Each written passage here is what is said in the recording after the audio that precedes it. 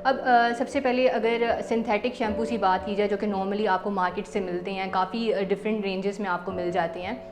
कुछ महंगे भी होती हैं, कुछ डिफरेंट ब्रांड्स होती हैं। अब इनमें होता ये है कि इनमें कुछ ऐसे इंग्रेडिएंट्स होते हैं, कुछ ऐसे केमिकल्स होते हैं जो कि यूज़ किए जाते हैं इनकी शेल्फ़ लाइफ को इंक्रीज़ करने के लिए, ताकि ये ज़्यादा जल्दी ख़राब ना हो। अब उनमें कुछ ऐसे एजेंट्स आ जाते हैं जैसे कि पैराबेन्स आ जाते हैं, उसमें सल्फ़ेट आ जाता है, उसमें सिलिकॉन आ जाता है, उसमें अल्कोहल्स आ जाती हैं। ये ऐसे इंग्रेडिएंट्स हैं जो कि आपके बालों के लिए काफ़ी डैमेजिंग होते हैं, और आपको आपके बाल जो हैं इनिशियल स्टेप्स पे तो आपको बेनिफिट्स मिलते हैं, लेकिन फिर बाद में जब आप यूज़ करना स्टार्ट करते हो और आप एक टाइम तक यूज़ टू हो जाते हो, आपके बाल रिलायंट हो जाते हैं इनके, तो फिर आपको इनके साइड इफ़ेक्ट्स भी देखने पड़ते हैं। अब इन चीज़ों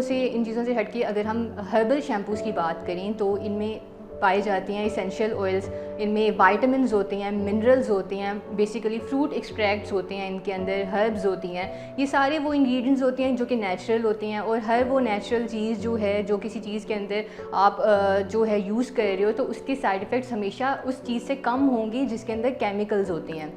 अब अगर आप हर्बल शैम्पू यूज़ कर रहे हो तो वो उतनी ही, उससे ज़्यादा क्लिनजिंग आपके बालों को प्रोवाइड करेगा जितना कि आप